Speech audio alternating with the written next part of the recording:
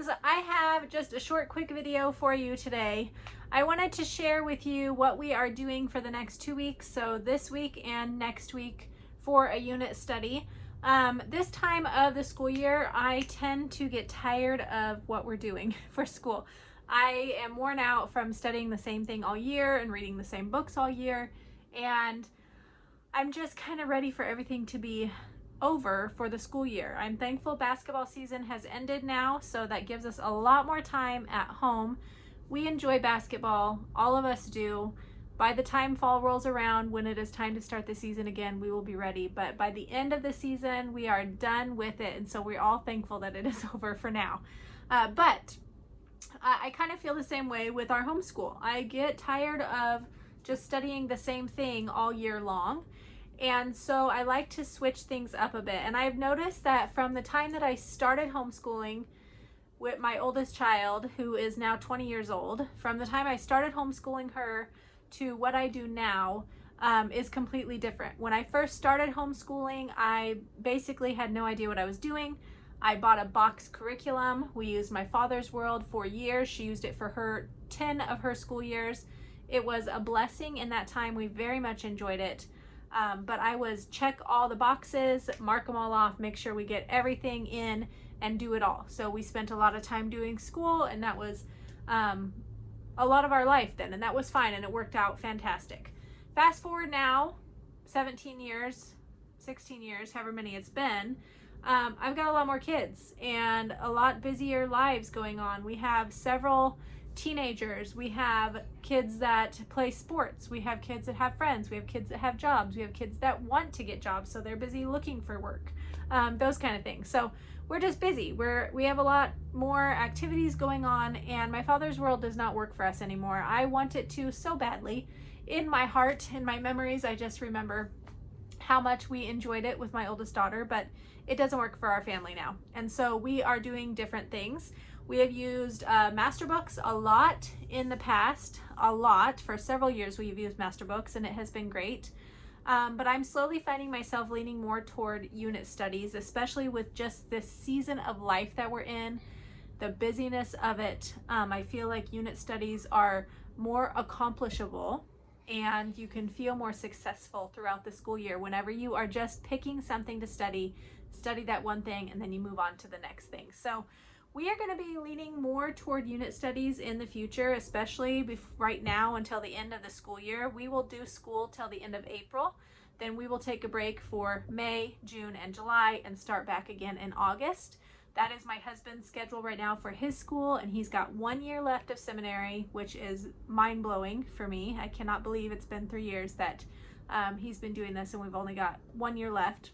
So we'll take a break during the summer for May, June, and July, and then start back again in April. But for now, from the last couple weeks here of March, or even 1 week of March, I guess, and all of April, we're going to do some unit studies. Last week, Gather Round had a huge sale. They did their Legacy Pass sale, and they did this last year. I missed out on it then. I didn't quite know about it, which was fine. I was unsure of it. But this whole year, I keep looking at their units. You know, we did their Thanksgiving unit this year. We did a Christmas unit this year. And I keep looking at all their unit studies, and I've been wanting to try them, but I didn't want to pay the individual price. They're pricey. They're $60, $65 for one unit, which is for all of my kids, and it's every subject except math. But it also I just couldn't bring myself to pay that much. So when I saw that they were going to have their Legacy Pass sale again, I really prayed about it a lot, and I talked to my husband about it, and we both agreed that it would be a good purchase for our family to use in the future. So I went ahead and I bit the bullet, and I paid for the Legacy Pass, and so now I have it. I have access to every Gather Round unit that they have made in the past, and every Gather Round unit that they will make in the future, plus all of those extra things that I would never buy because I'm already paying the price for the unit. I would never buy all the extras, and now I have access to all of them. And so we're taking full advantage of that. I'm very excited about it.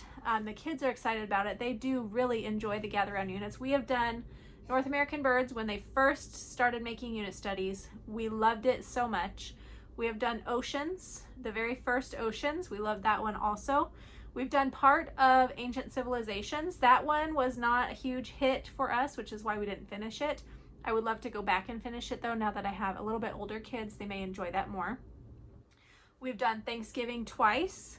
And we've done the Christmas Around the World. The first half of that we made it through this year. Next year I plan to finish the second half of that at Christmas time. So we've done actually several units, and now we are making our way through the Alaska State Unit Study. And the reason we're doing that is because I actually planned a few weeks ago. I knew that the Iditarod dog sled race was starting in March, and I thought it would be a perfect unit study to do when we got back from our spring break. And so I ordered books from the library, which I'm going to show you here in a minute, and had those come in. I went and got them.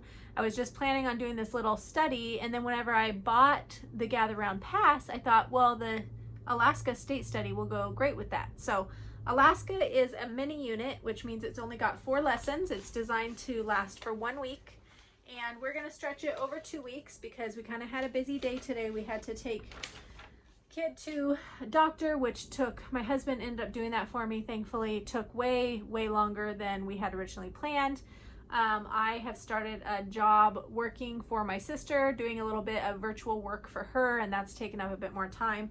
So anyway, we did our math and our language arts today, but we did not make it to our other stuff, which is totally fine.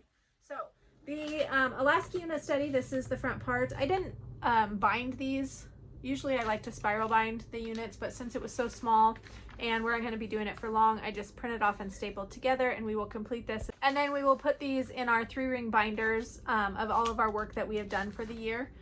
But I have 5 kids doing this with me. I've got first grader, third grader, fifth grader, 6th grader, and 7th grader. So 5 kids that are doing this with me, and we're just slowly making our way through this unit study and reading our books about the Iditarod to go along with it. So we've got 2 level 2s, and the rest of them are doing level 1.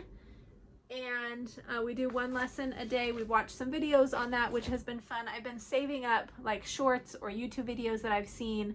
You know, the algorithm, your phone listens to you. Doesn't matter how much they tell me it doesn't. I don't believe it.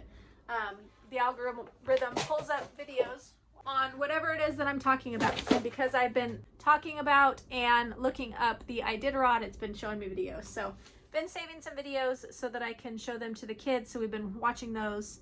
And then for the books that we've been reading, I got all of these from the library, and they were just, I think what I did was Google like picture books to go with the Iditarod, or I looked up on Pinterest Iditarod Unit Study or something like that.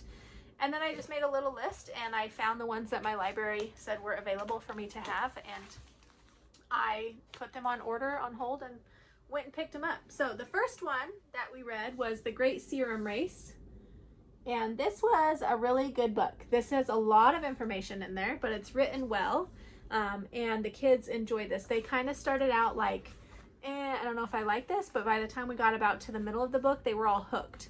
And as I was reading, they were just, you know, the emotion of reading a story like this when dogs die or get sick or anything like that. It was, it turned out to be a really good book. So we read that one already.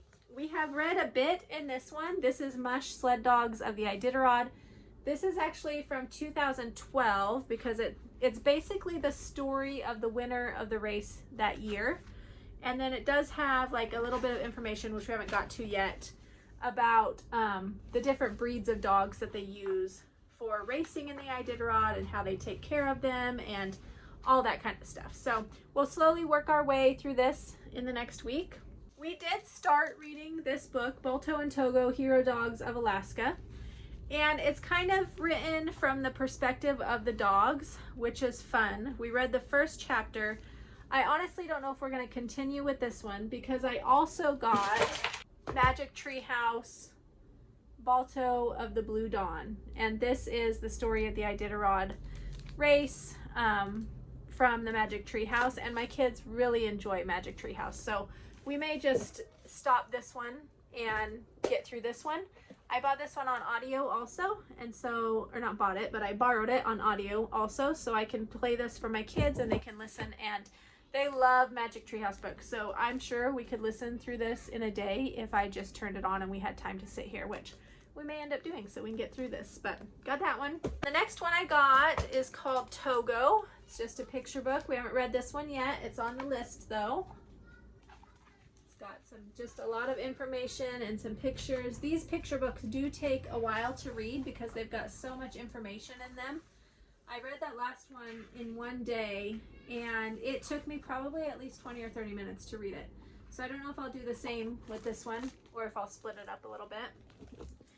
I also got If You Were a Kid at the Iditarod. It's kind of a story of these kids that go to the Iditarod, but it gives a lot of facts about the race along while you're reading. This one could be read pretty easily in one sitting. And the last book I got for this is The Littlest Sled Dog. This does not have to do with the Iditarod, I don't think. From what I could tell, it's just the story of a cute little sled dog. And I thought the kids would enjoy that. So we'll probably read that one next week, or maybe on Friday we'll do a little bit of schooling Friday to make up for missing today. But so along with those, we're doing the Alaska Unit Study, obviously. I would like to try to do a bit of drawing from the Art for Kids Hub website or YouTube channel. We love that channel. They have so many options for drawing and all of my kids enjoy it. So I want to try to do that as well. But I just wanted to share a little bit about what we're doing for our unit study for the next couple weeks. Hopefully next week I can get a vlog filmed for you guys and you can see just how we're doing all this and how our day flows. Never the same, always a bit chaotic, but we do get it done by the grace of God. He is very kind to us. So thank you for watching today. I hope you enjoyed this. If you've got comments or questions, leave them down below and I will see you in the next video. Bye.